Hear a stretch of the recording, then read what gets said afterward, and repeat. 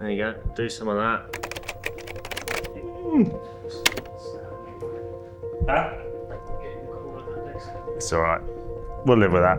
We can crop into it. It's not the end of the world. They see the set anyway, don't you guys? You've seen it. I can't tell you how wonderful it is that you've come. Thanks because for having me. we did a gig the other day. Yeah. And now you're here. And my feeling is that this is how great working relationships start. Yeah. Well, I think we talked, didn't we, about lots of things on that day. And just saying, sometimes you just gotta say yes, I think. Jump in. Swallow the frog. Swallow the frog. That's always a great expression, that. Yeah. Definitely. What have you got anything that has stayed with you since we did that job about our chats? Yeah, I'd say, well, without trying to get too sycophantic about it, but it was a good experience meeting you, and just often being a photographer can be not lonely. That's a bit too dramatic, but you know, you're there, the client doesn't, you know, they're doing their thing. So having a videographer there who's, you know, we seem to click, chat and sort of understand each other. So it was a good 2 days. So that stuck with me, and just, yeah, I think, you know, you said you're doing all these things and get involved, and I thought, you know, it's easy to say no, isn't it? And busy and stuff. I thought, yeah, why not? Because at the end of the day, if you don't, I think you need to say yes to things to a degree. Because otherwise you'll just, what I find anyway, I'll sit and on my own editing, getting on with the things that I'm doing, and not, you know, developing, pushing. You know, you don't know where these things go, do you? You don't know until you sort of do it. So why not? Yeah, amazing. So obviously, for the sake of the audience, you're a photographer. Yep. Tell me about being a photographer. Being a photographer. So I'm a portrait. I class myself as a portrait photographer.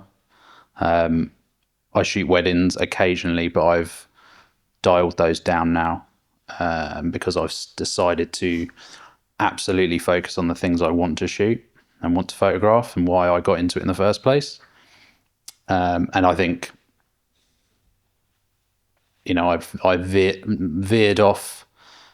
consciously veered off and went down the weddings, doing a bit of everything in order to, you know, earn a living and all that stuff.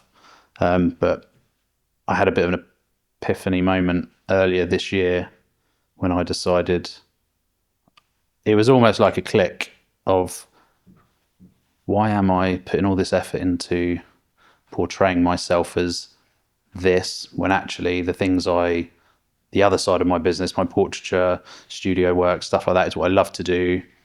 Why am I not putting all the efforts into that? And I sort of had this moment of, well, then just stop doing that.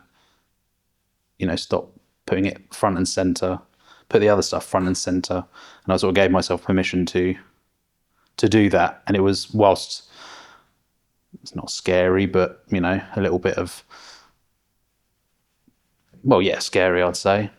You know, thinking like you're cutting your right arm off, but actually quite liberating, I think, to make that decision. I've gone off on a bit of a tangent, but so going back, I began photography literally at high school, got introduced to it in art, then college, then university, and all the way through that, the thing that came out was photographing people. That was the thing that I enjoyed the most. And then I came out of university and did the route that a lot of people will take, which is to find some sort of assisting job, studio assisting. So I found a job advertised in London in the nice trendy part. You know, I thought I was made. Worked for some cool photographers and learned so much in a studio, lighting people, hands-on all day, and learnt more there in, gosh, how long was I there for? 2 years, 3 years, something like that, than I ever did at uni. From a practical element, I found. And I realised I enjoyed the tech side of things as much as the artistic side of things, which is something I struggled with at university. So yeah, that's what I think nailed down the thing I like to photograph, which is people, which you could argue is very broad, because a wedding is people. But I suppose when I shoot weddings, when I have shot weddings, my attitude is to really focus in on the people I'm getting. If there's kids there, I'm trying to get a portrait of them rather than just wedding by numbers, painting by numbers type thing. So yeah, I developed what I thought was a pathway in photography. And then I took a bit of a sidestep, quite a dramatic sidestep in 2011, and I stepped away from it and I joined the police.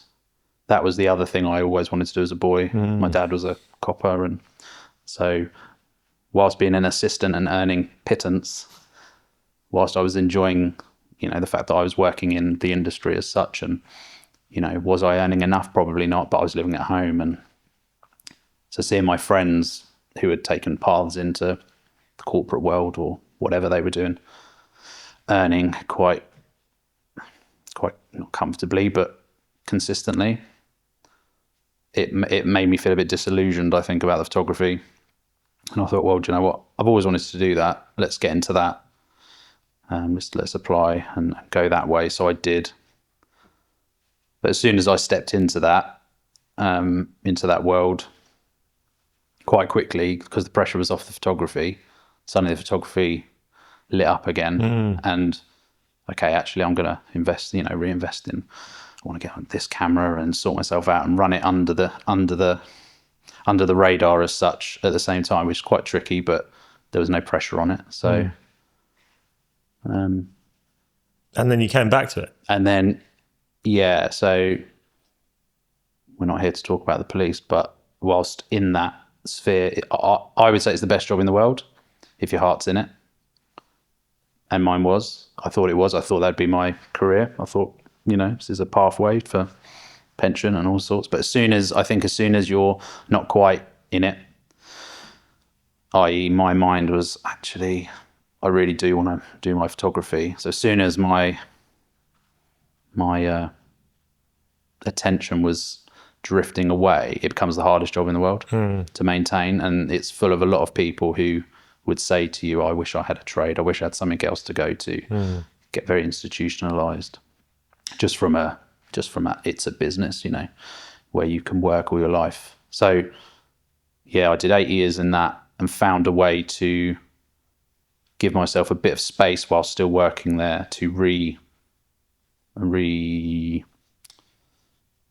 resuscitate maybe my old job. But obviously, I'd grown up and life had moved on and kid had come along and all this. So in a way it was sort of it felt a little bit like jumping back into where I joined the police and decided to go to my other pathway, was because, it's getting a bit boring actually, sort of like struggling all the time. And it was almost like, well, in order to come out of this and go back into the photography, I was going to be jumping back into struggle because, you're having to reestablish yourself, or I'd moved. And so it was a bit of a scary moment, but the truth of it is my wife was very supportive. And I think the fact of the matter is like, you realised, I don't want to stick at something for the rest of my life for the sake of it. I had a moment where I was like, is this it? Like, I'd reached the peak of my pay grade. I didn't want to go for a promotion. And I thought, so this is it. Other than inflation increases from a monetary perspective, this is it. And I couldn't quite accept that, even though am I in a position where I'm earning as consistently? Yes and no, but I need to have the idea that I can. It's a bit cheesy, isn't it? But you could earn as much as you could possibly earn doing, if you're your own boss. And so I felt like that was another draw. I wanted to I just didn't want to have a regret of not stepping back into the thing. And I gave myself enough time to really think about it, and position the family and as a unit positioned ourselves so it wasn't like some horrendous, kamikaze decision. It was, so I gave myself a 6-month run up, took a day off a week in order to give myself a day a week to just rebuild stuff, and just went for it. But obviously my timings were perfect, because that was, I think I came out of the police in the October 19, and then everything I had gained then March 20 happened. So that was good. Right. So, but everyone was in it. But the downside of that was I wasn't in the self-employed game long enough from that point of leaving to sort of, be qualify for any sort of support or anything like that. Right. So it was all a bit tough, but people have got it tougher. But does sound like it was a good moment, but also in hindsight,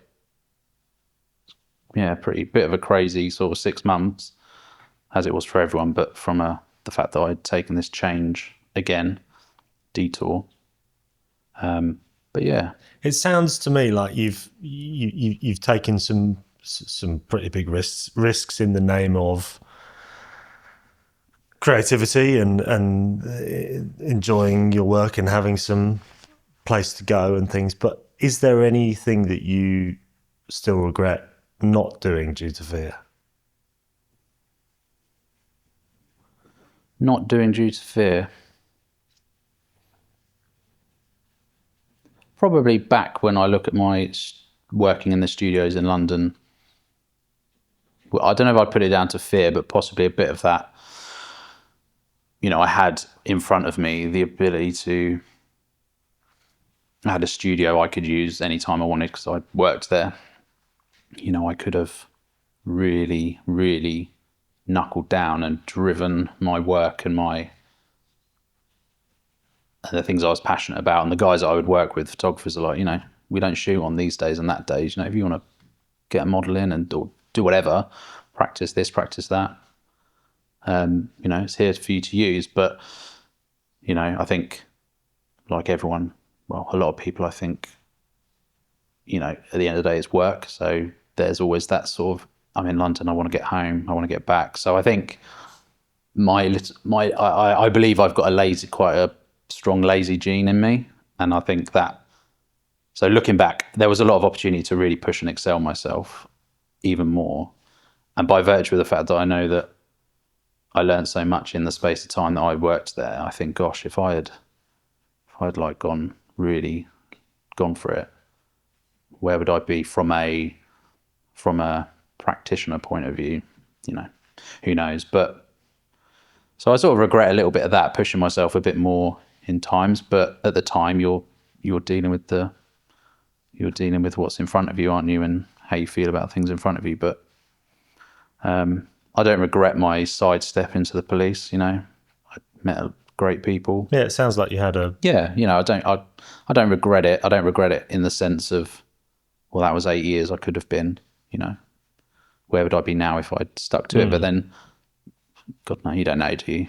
You sort of, you may sliding not. doors. Well, I might have gone, I'll forget this photography idea and gone and done something completely different. So, no deep regrets or anything so far. I think I can procrastinate on the what could have been a lot. Should I, I'm 40 next year. Where should I actually be? Do you procrastinate? Oh my God. On it. Yeah. If I could earn money procrastinating, I'd be rich. Yeah. I procrastinate in order to avoid doing the things I need to get done. I think I do that a lot. But then I procrastinate and I think about projects and things I want to, personal projects or things I can do when I'm not doing a job for someone else or something. So I suppose it's a bit of a double-edged sword, but yeah, I can catch myself. I've learnt to catch myself doing it. Hang on, Gareth, is that really an idea you wanna, or are you just like avoiding getting on with the thing you need to get on with? And then I'll go and do that, and then I'll feel so much better. Like, yes, it was. I needed to get that done. Now I can, think about doing some video work or something like that, you know. Have you found methods that help break that you can go to and call on? What do I do? I suppose not a method, but just a, I don't know. I mean, I don't think of it like this at the time, but at the time it's happening. But yeah, I sort of like, you know, you step out of your mind and sort of look at yourself and think, what you do? You're just browsing this or buying this or thinking about something really left field. I don't know, just sort of stepping out of your own mind, which is hard to do, I find, when the setup generally in my world anyway is me in my studio, office, computer. So you're very, you know, you've not got a boss breathing down your throat or anything like that. Time can just whittle on by. Yeah. I know it so well. And it you get to the end of the day, you think, what have I actually done? But where I am now with the kids, the ages, in a way, I'm sort of in a position where I've got a bit of margin of error at the minute because just of the home setup and stuff like that.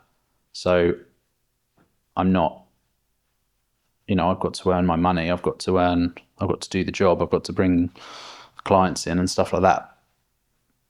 But right now,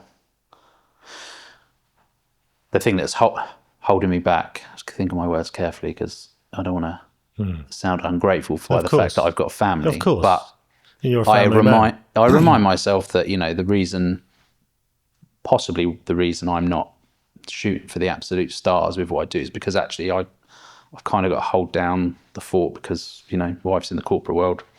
That's great. You know, that affords us the life we live. And actually, if I wanted to give every waking moment an effort to what I do in order to, you know, hit the heights of what I'd love to do and where I'd love to be, you know, the sacrifice would be, well, my kids would have to be in after school clubs every day, and you'd be, you know, or if I was putting in the hours that I would be putting in if I was, say, in a office job in London, then the balance would completely shift at home. So in a way, where I'm at now, where I've got this margin of error, this sort of complete flexibility, take a job on based around the family, work in the day when I want to work in the evenings, or, you know, whilst it can feel like disjointed and fragmented, actually the alternative for me would be to be somewhere 9 to 5 and the family life be completely different. So in a way, I'm sort of like reminding myself, don't, you know,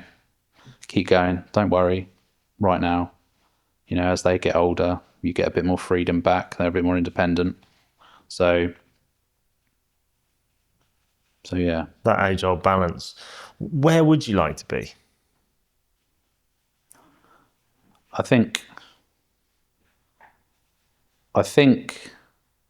materialistically, I'd like to be in a place of financial, not freedom, but a bit more security. The ups and downs and the peaks and the troughs of the business, I find quite that, you know, it can be quite stressful. You know, you're in a good place and then it's feast and famine a little bit. It can be, and I think the art to this job isn't really the photography as such. It's the managing that. It's marketing or whatever that it means to you in order to spread things out and have an average that means you're not stressed and then not stressed and not stressed. So I think getting to a point where that is coming a bit more naturally would be great. I'd love that. You know, who doesn't want to be more financially secure? But I think the thing I strive for and the thing I strive for is almost I want to deliver work, and if I get positive feedback for that work from the client, you know, I love this and I like that, and it's you know, we've done the thing that they've asked me to do. I love that. You know, it's not a commodity in a way. So when I do a job that it's kind of a faceless job, you know, this thing is going on, come and photograph it because we need 10 pictures. It's just, there's no emotion there. There's no personal aspect to it. That's fine, pays the bills. But the thing I like is almost being when people come to you because they've seen your work and they enjoy your work and they want, I'd love that. And it's probably a little bit self-indulgent really, but because I think I've heard a lot of things in the sphere online of, your why and all this stuff. And I've thought about that. I'm not that deep a person. And when I've actually thought about it, I've struggled a little bit. You don't strike me as a not deep person. Well, I remember, so one thing that I think defines my attitude to my photography came at university. When everyone's at university, it was a photography course. It was very theory heavy, as well as learning the darkroom and practical elements. So there was a lot of, we're going to do, I don't know, project about this unit is about this thing and that thing, and what is it what are you all going to go off and do for this 10-week unit project? And you'd all come together and people would sit there and say, I'm going to photograph X, Y, and Z because I want to X, Y, and Z. That I want, I've thought of some meaning, some purpose to do this. I'm trying to tell the world this. I'm trying to tell the world that.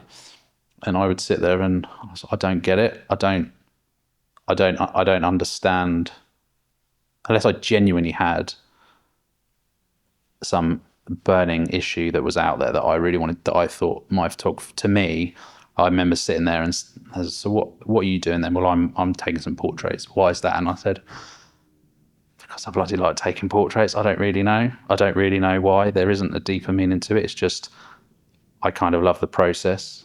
It's interesting to photograph people. And then the process of coming back with something physical in your hand that looks sharp, that looks, like you've put work into it. So it was it didn't have that deeper, sort of trying to heal the world type thing, which I felt a lot of people would be led down that, well, but why are you doing this? Why are you doing this? And I just couldn't get my head around it. And I never really have. And even now, when I think of projects I want to do, the reason I really want to do it is because I just want to find interesting people to photograph. So I'm looking at the minute trying to do literally a portrait project. I don't know what it will look like exactly of where I live. So let's just find interesting people in town. Why they're interesting doesn't really matter. You tell me why you're interested, and whether that even comes into the final work, I don't know. I just want a reason to photograph people. So it doesn't, I'm not. Yeah, that's why I'd say I'm not deep in it. But I've tried. But I think if you're just not that way inclined, you're just not that way inclined. I think, When did you start to take yourself seriously? Which is, I think, a precursor to what you're talking about. And I take myself seriously. I suppose probably after, when I came back into the photography, I realised I had to. If I'm going to do it, I've got to. But I still, and I know this is cliche and everyone will say it, but the whole imposter syndrome, that sort of shtick, I do buy into and I do suffer from. And I sort of think, so when is it someone says to me, I still feel like I'm fumbling in the dark and just doing a bit of this and doing a bit of that. That's what this is about. Yeah. And, something that really, it bothers me, but not, doesn't bother me that people will say this because it's meant in the best intentions. But I had a conversation with some other photographers for something. We're going to do a talk thing. And I said how it sort of bugs me if I bump into parents at the school gate or some family. The attitude will be, oh, how's the photography going? Like I know that's meant with the best intentions, but it's kind of like, that's nice you're doing that. That's a nice thing to do, as if, oh, bless, And it's like, oh, I'm not, in a way, it's work. Or it's like, are you busy today? So, well, yeah, because I'm doing I'm working. I'm doing X, Y, and Z. You know, I always feel like there's an attitude of, again, with the best intentions of, like, it's just a nice thing to do. It's like, and I suppose it is because maybe it stems from the idea of, the outcome of photography is kind of nice. I suppose it's it's not like having your tooth taken out, is it? No. So the problem with it is that it falls into this category of nice to have. Yes. And I think that's potentially where that attitude comes from. Maybe certainly one source. Obviously, it depends who you're talking to. But in my days, being surrounded by creativity, I always have been surrounded by people who are creative. That seems to sum that. That sentence seems to sum that up. I think it's nice to have. You don't need it to survive. No. It's a reason for living, not letting us live kind of situation. Yeah. It's To quote Dead Poets Society. it is. It's and I think you find that. So that I think you're right. That's where the people in your world, like I just described, friends or family, will sort of ask that question. But also even from a client point of view, you wade through. You can find yourself wading through. This sounds really patronising, but you hear the phrase a lot. You need to sort of, you've got to educate your clients about why they need the photography and why this is better and why this and why that. Which, okay, is kind of true. But I think, it is, some people hold photography and images, and whether that be a wedding or portraits of your kids or art for the sake of art, quite highly. And a lot of people don't. I sometimes ask myself, if I actually wasn't doing the job, like if I quote someone for something, I sort of think, gosh, but if that was me, what would I think? I'd be like, I'm not paying that. But then you have to forget you're not your client. You're not. So I don't know, you have this constant, I think it's a skill, it's an art, and the people that are there at a place where they're unapologetic about, inquiry comes in, my price is X, Y, Z because of these reasons. I think that's great. And I find that is kind of has been and is always possibly going to be a constant struggle, that I find I have. And I think it's because I want to be liked. I think, who doesn't? Maybe. So in my mind, I've had to take myself seriously. I think I've stopped doing this where inquiry will come in and you're sort of, oh, well, I could do it for that. You sort of like, you bring yourself down. You don't want to have some embarrassing conversation where they go, oh, blimey, I didn't realise it was that much. So you're pulling down the price of whatever it is. And actually, since I came back out, I said, you can't do that. I've got to be at the level that whatever it is I set, and have reasons for it, and in a way be unapologetic about it, but be able to explain yourself. So I think that was probably a tangible thing that I could say is where I've had to take myself more seriously. Doing the favors and stuff for people becomes less.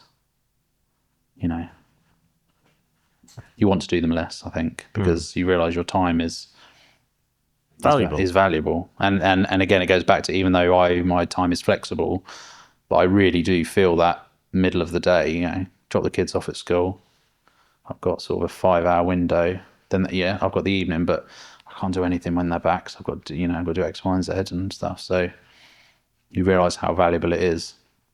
So I think you've got to get serious, I think, about your time and your time management. But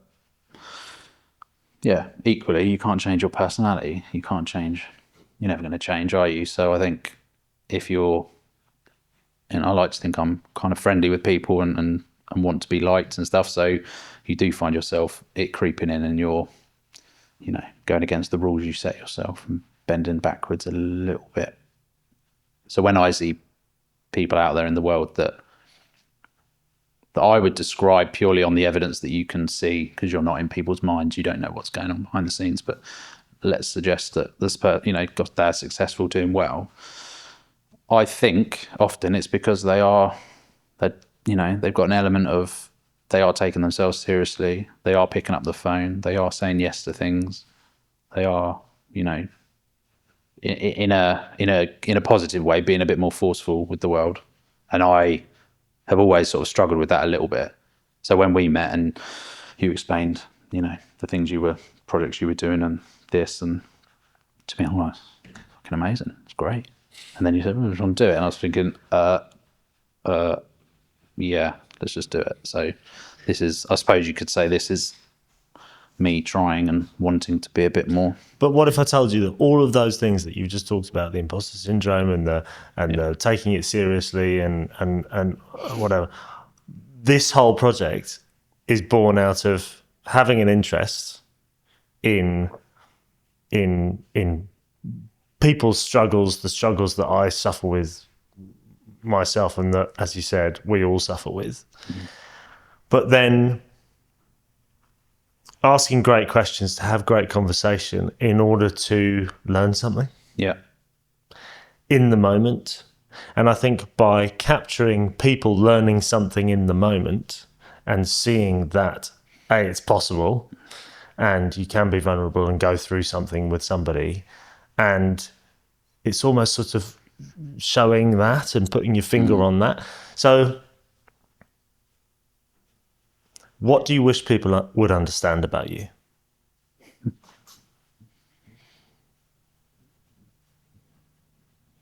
What I wish people would understand about me?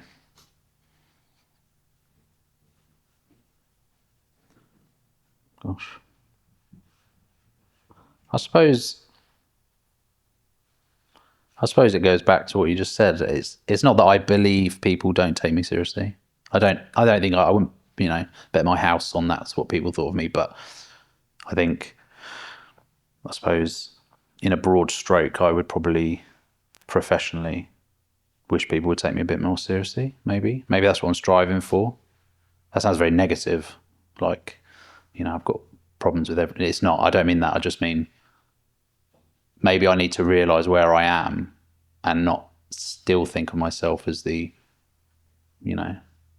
studio assistant just learning the way. So, well, you're not. You're this many years down the line. That was 2007 that began. But I suppose your own life is just one long, you don't chop and see static moments like you see of everyone else's life. So there you see an improvement. So I think, I suppose I would want people to, I don't know if that's, if they, I don't think people think about me that much. So I don't think they go, oh, he's not very serious. But my perception of their perception, which is probably wrong, and it's something I have to deal with, is probably, this is what I do. I am a photographer. This is what I do for my work, and it's serious. And I don't know. I think you do know. That was a bit of a woolly answer. No, I think you do know. I think this is about taking it seriously. Yeah. Yeah. And that's about confidence. Yeah, it is. It is, and I think I'm in my head. I'm a contradiction, because I can have moments of, real confidence, and then other moments of, how would I describe myself to someone? What's my elevator pitch sort of thing? I am a portrait photographer, but because I've had this journey which has been fragmented in my mind, but everyone, whose isn't, I suppose. No one comes out of school and becomes the thing they are, that they said they would be, and that's it. So because it feels fragmented, I feel like my why, my description of myself, my what is it you do, Gareth, it can be quite, in my mind, I think I find it quite hard to articulate. But actually, maybe it's not that hard to articulate. Maybe I'm a portrait photographer and I do this. and this is what I do, and if you need me, I'm here, sort of thing, rather than, I'll do a bit of this, and I've done a bit of that, and I can do that, and I can do that, and you have to do that because you've got to pay the bills. But yeah, I suppose it's confidence, And I suppose the problem is, because it is your line of work, but also the creative line of work in general, it can be quite solitary. You're alone in a room trying to figure it out. The ability to reach out and ask a question and be the fool and ask the stupid question and ask for help. Yeah. Which, I find, frankly, bloody difficult. What, to ask? To ask for help, And so I think that's a major crux of it. To be able to say, look, I know I'm really good at this, and I can do this, but I'm not very strong at this. And if I can admit that to myself, then I can go out and ask and get the help I need, so that I'm not struggling with it, so that I can move forward and improve and take myself more seriously. Are you competitive? Yeah, I think so. Yeah, I think so. I think looking at from a photography point of view, I think so. And I don't think it's not healthy. I don't think, but again, it's a bit of a cliche, but we all live in the world where you're looking at everyone else's work. They're doing this, they're doing that. So I think that I can find quite, I need to be doing more of this and more of that, which can feed into my procrastination. So then let's think of something to do. Let's think of all these 10 ideas, all because I'm worrying what other people do. I think a lot of people are in that regards, but overall in my life in general, competitive, probably not. I think I've accepted. I'm quite happy with who I am, generally speaking. I like the things I like, and no, I think in my work, I think I am, but there's no one else there being competitive against me. I think that's the fallacy, isn't it? And that's the thing that can hold you back, is worrying about everyone else when actually no one cares about that. People are just getting on with their lives. And I think you've got to remind yourself, step out of yourself a little bit and go, just carry on doing what you're doing, or have a moment and reflect a little bit on where you've come and where you've got to, and remind yourself, the things that you've achieved and what that means going forward and stuff. So how does the statement, "It's just a photo," ring with you? It's just a photo. I suppose it depends who says it. I can sympathise with that statement if it was coming from not a client, but like, well, it's just a photo, and you still think, well, yeah, I suppose it is just a photo. But I've had many instances where clients have, for whatever reason in their personal life, of that photo, just a photo that you've taken or printed or whatever,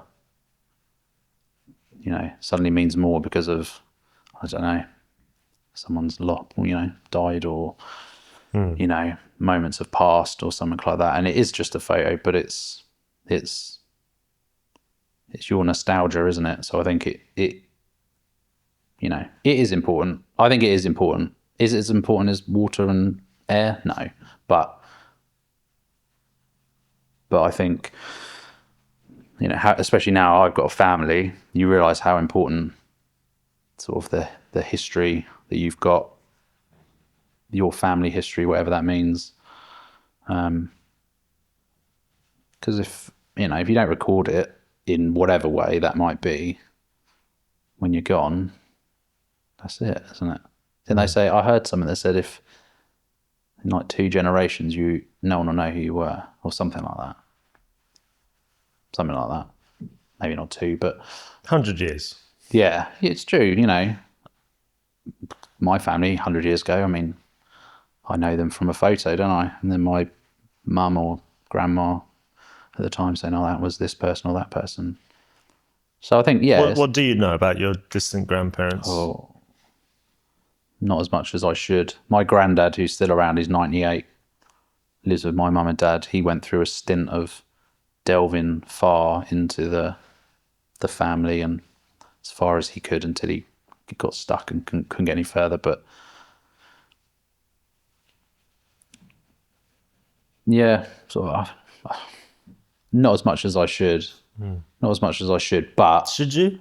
well, I don't know. We're busy. Evidently you couldn't. Well, even if you wanted to. Yeah, I mean, there is a history in my family, you know, as in, you know, when I go and see my parents, there is a box of prints that go back a long way, my childhood and their childhood and black and white photos and stuff like that. And I always say that reminds me of the importance of it, because we all get that out, you know, maybe once every few years when my sisters are there, or just me and my parents, and you'll get it and you'll be looking and passing things around. Who was that? Where was that? And I always try and explain that to clients as well, when it's sort of not family work, but portraits of families, of kids and stuff like that. Whether it be photos I've taken, or just the fact that we all take hundreds of photos, like get them printed, print them out, write on the back, oh, this was that place, this was there. Because just imagine in 50 years' time, your box of prints, which probably most people aren't going to have, are they? Because they're going to have a cloud of some sort, you know. So I think there's that tangible, like weight of a picture, of a photograph is really powerful. And so that's where I probably find the importance of photography. You know, so I've got a client, I've just photographed the little girl at the studio, and we're doing a big frame that they obviously want for their wall. You know, and the way I describe it is like, once I've delivered this frame to you and it's on your wall, unless one day in the future you go and throw it in the bin and get rid of it, it will be here for, it'll pass through your family. So it's there. Whilst, you know, the digital world, which is obviously fantastic, the downside can be is the value of individual photography can be diminished, I think, and it's very easy to do. Therefore, you know, you throw it away. We're all guilty of it. I've got billions of photos of my kids on my phone that you'll never look back on. So I've started to one of these apps where you get free prints a month. You know, quality's not brilliant, it doesn't matter, but to me it's getting it out of there physically into something. And then I've got a small box that will hold 5x7s, I think it is, 6x4s or something. And I had it engraved with Jones, and I just said to my wife, like, just print it. It doesn't matter what it is, just print it and shove it in there. Again, write on it. And my girls love it. They will open it. Oh, look at that. That was that. Look at you looking silly, daddy, and all this stuff. You know. And if you take all that away, you know, it's what are you left with? Like, it's quite, you know, in 100 years, all these clouds and photos you've got on your phones, you know, will they travel with you phone to phone to phone to phone, or cloud to cloud, or whatever it might be? I don't know. I mean, you can always lose pictures in a fire and all that, you know, that sort of thing. But there is something special about having just a photo in your hand, I think. And it looks cool as well. It looks cool. The one I was just talking about, on the way here, I stopped to get a test print, pick up a test print of it, just because it's a big print, so you want to make sure it's okay before send it off properly. And even that, it was just a dissected portion of this portrait I did on a fine art paper. So, you know, it's ink on paper, and it just looks great. It just, I don't mean I just mean it being a product in your hand. So there's a process. You came to us, you came to me, you know, we had this hours session where we did X, Y, and Z and had a laugh, and the kid enjoyed it, the kid then hated it, and all this stuff, and it all comes to this thing that you're going to have on your wall. And it's tangible. It's just, when it's in front of you, it's so different to on your phone, on social media, or on your computer screen, no matter how big and glossy and high res. When it's printed and framed or in whatever way, it's different. And I think that's been forgotten, I think, understandably, because it costs money. You know, we're not in the dark room anymore. So everything is easy and can pass you by, all these pictures and images. So I think sometimes to step back and have photography done for you, or for whatever reason, whether it be a wedding or a portrait, I think it is important. Yeah, it is important, but it will never top the really, really important things in the world. So it is the thing that can be let go, by people when times are tough, But if this is about your place in the world, and it's clearly very important to you and holds value to you, then it doesn't need to be about water and air. It can just be about photography. Yeah. And I think that's wonderful, because if all the great people in the world were worried about and comparing to, they don't really need it, so it doesn't have really any value, the world would be very boring. Very boring. I think that might go, one of your questions earlier, can't quite remember what it was, but... What do you wish people understand about you? Well, what I was going to say is that maybe to produce work, the thing I want to get to, that was it, you said about, where my answer was about, money and, being a bit more stable. Probably one thing I would like is, is to have a body of work that is, where it's not a photo of your child, therefore you appreciate the photo because obviously it's your child, but where I want to produce personal work that it can be appreciated for whatever reason that might be. But again, it's very inward looking, but I'm not to save the world, but just for the sake of photography, I suppose, because I love the process. I love the output. It's interesting. And I suppose that's where people who are artists in a pure sense, maybe that's where their mind is. They're creating work for themselves that is appreciated for no other reason than it's appreciated, because wasn't painted for the people coming to look at it. It's not theirs. It's just it's a process and a product that is appreciated. So maybe on top of the nuts and bolts of this life and earning a living, having work that is appreciated is,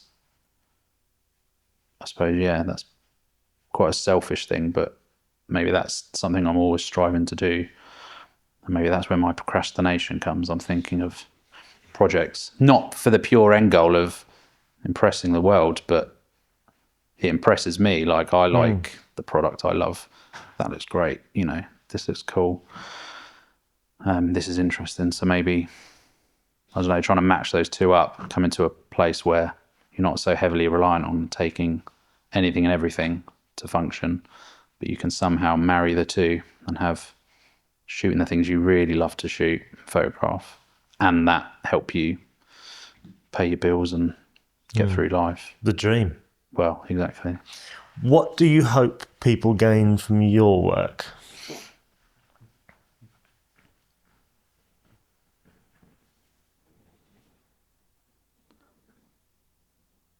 I suppose when I deliver work, let's say weddings, when I've done weddings, when people say, oh great, it tells the story of my day, it's, it's how I remember it and all this stuff. Again, that's quite a cliche response, but that is literally the thing you want to hear. You want to hear people, you know, it's not a commodity in the sense of I need this doing and you did it and that worked. It was, we're having this moment, this thing, this day of craziness, family moments, and we need that. If we don't have it photographed, we'll only have our memories. So I suppose when people come back to you and they you know, and they'll say, you know, it captured the day.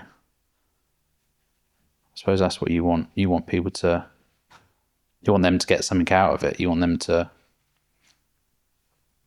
appreciate the thing that you've delivered, I suppose. And I suppose when you have a job and it doesn't quite go to plan, or the response is indifferent, you know, because it might have been just a photography for photography's sake. You know, that can feel quite jarring, I find. But you have to remember, gosh, not everyone's gushing over your work. Not everyone's thinking about it. But yeah, I suppose, yeah, you know, I'm looking forward to delivering this framed print when I do that. You know, not for me, but you know, they're gonna, you know, they've got this beautiful little daughter and 2-year-old, I think she was 2.5. You know, and they're gonna have this thing that's gonna live there wherever they put it on the wall. You know, forever in theory. I find that quite satisfying. Yeah. Do you believe you live an ordinary or an extraordinary life? I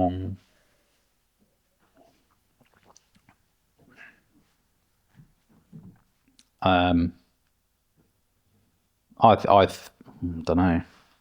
Part of me's like, what's the right answer? What's the right answer to say? I don't think I'm extraordinary. No, not really. No, I'd say, I don't know, mate. Is that for someone else to tell me? I don't know. I think I'm ordinary, I'd say. And the older I've got, and I'm comfortable with being ordinary, I'd say. I like the things I like in life. You know, been through the age of youth and, you know, out on the town and all that sort of stuff. I've done all that. So I think the ordinary life of being a dad, family, appreciating what you've got, you know, yeah, I think I quite like it. I'd say ordinary, I think. But then maybe the thing I do, my photography, maybe that's where I just try and create something that maybe, you know, have a body of work that, you know, in theory, only I can do, as in, you know, I know there's lots of amazing photographers out there, and people can, I don't mean on a level of competence, I just mean, you know, that's my work, that's what I've created, so maybe that's my little, you know, only I do that, only I've done those photos, you know, maybe that balances off living happily quite an ordinary life. I don't know. Yeah. It's a tough one, isn't it? Yeah, I'd say so. Yeah, I wouldn't be comfortable saying extraordinary. I don't know how to qualify it. Well, I think I've gone through life like a lot of people. Nothing. I suppose it's not. No, I wouldn't say extraordinary if what we're talking about is, you know, have you climbed mountains and done all this, and, you know, your life could be a feature film or something. No, not at all. But, and again, my wife will say this to me, you know, just think how you've got here. In my world, in my little universe, you know, you think, gosh, actually, so I did that, then I went to uni, and, you know, and if you really tell your own story back to yourself, whilst it might not in its individual elements be extraordinary, but it is, you know, I suppose it is, you know, gone here, gone there, lived here, lived there, done that job, made a big decision to change again, you know, so it is, you know, you do have to stop and think, you know, there's been a lot of things have come and gone in that time. So maybe it is extraordinary to someone who, I don't know. But then if I was struggling, I might look at someone who has a completely different job that's straightforward on paper, let's say. I think that's extraordinary because what they're getting from that is not what I'm getting from this. You know, you're a photographer that was in the police. I mean, there's not many of them around. But even you know, when I've done photos of people, like I quite like photographing older people sometimes, you know, portraits. Again, it's cliche, but yes, that, you know, got a wealth of all these stories because naturally they're older, but it's true. Like even if again on paper their life was, well, I left school and I don't know, worked in a soup kitchen all my life. That's irrelevant. There's something in there and it's fascinating. So I think if you can pluck bits out of that, yeah. But surely that's what great photography is about. It's about capturing all of that experience and that life, basically, and this is the result of that life, you know? I'd say so. I think that's the goal. That's what you're putting your finger on. That's the goal. So this project I said about Royston, well, I didn't say Royston, but that's where I am. People. The first person, because I've met him through doing just jobbing jobs, is the mayor. The mayor of Royston, really nice guy. It changes every year. He's fairly new. I said, great. I've got this method I'm doing in my studio, this type of portrait, very contrived, set up, you know, lighting here, light there, because I like it. I like the technical aspect of it, the crispness of it. And I said, I want to take your portrait like that, and then also maybe come to your home and get an environmental portrait of you. How, you know, I don't know, he might have a favourite chair in the corner that he watches. I don't know, whatever. Because I find that interesting. It's probably, there's an element of me, I'm a bit nosy maybe, but just, I don't have a preconceived forward thinking idea of, because this photo is going to tell how you are, how you going to change the world with this, or, you know, this philanthropic thing. I don't have that. But what I do have is, well, you're probably very interesting, you know. I don't know until we come round and we take a portrait. He thinks it's interesting because how often does someone say, let's take your portrait? So yeah, that's probably that. Me doing that is really as a vehicle in order for me to, I don't really know, discover something. Because again, it goes back to what we said about being a bit more yes at times. This is me being yes because I don't really know where it leads. It might just give me a body of work that means I can approach someone and say, well, actually, I do this, and it changes my course of... Well, it sounds like you're pursuing it because you find it interesting, not because it could be anything. Yeah, I suppose so. Yeah. And I fall in the category of, when I was at uni, there'd be people who were like, all they cared about was the technical, the gadgets and the shiny objects, and there was the other people who were very, all I care about, you know, very... theory driven, almost like art history.